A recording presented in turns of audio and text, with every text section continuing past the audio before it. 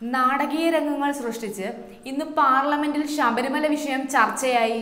ശൂന്യവേളയിൽ ഈ വിഷയം അവതരിപ്പിച്ച KC വേണുഗോപാൽ യുവതീ പ്രവേശനം തടയാൻ നിയമനിർമ്മാണം വേണമെന്ന് ആവശ്യപ്പെട്ടു.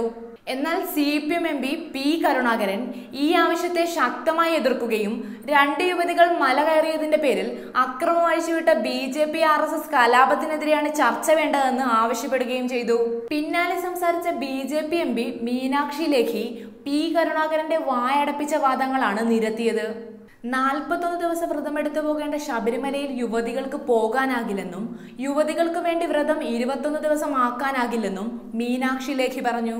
ശബരിമലയിൽ കയറാൻ ശ്രമിക്കുന്ന യുവതികളെല്ലാം അവിശ്വാസികളാണെന്നും ഈ പ്രശ്നത്തിൽ ഇന്നലെ ഒരു അയ്യപ്പ ഭക്തൻ കൊല്ലപ്പെട്ടതും 4 പേർ ആത്മഹത്യ ചെയ്തതും മീനാക്ഷി ലേഖി ചൂണ്ടിക്കാട്ടി. കോടതിക്ക് തീരുമാനിക്കാൻ കഴിയുന്ന കാര്യമല്ല വിശ്വാസത്തിന്റേതെന്ന് മീനാക്ഷി ശക്തമായ ഭാഷയിൽ പറഞ്ഞു. P കരുണാകരൻ മീനാക്ഷിയുടെ വാദങ്ങളെ തടസ്സപ്പെടുത്താൻ ശ്രമിച്ചെങ്കിലും നോട്ടം കൊണ്ടും കർശന ശബ്ദമുയർത്തി പ്രതികരിച്ചും മീനാക്ഷി കരുണാകരനെ ഇരുത്തി.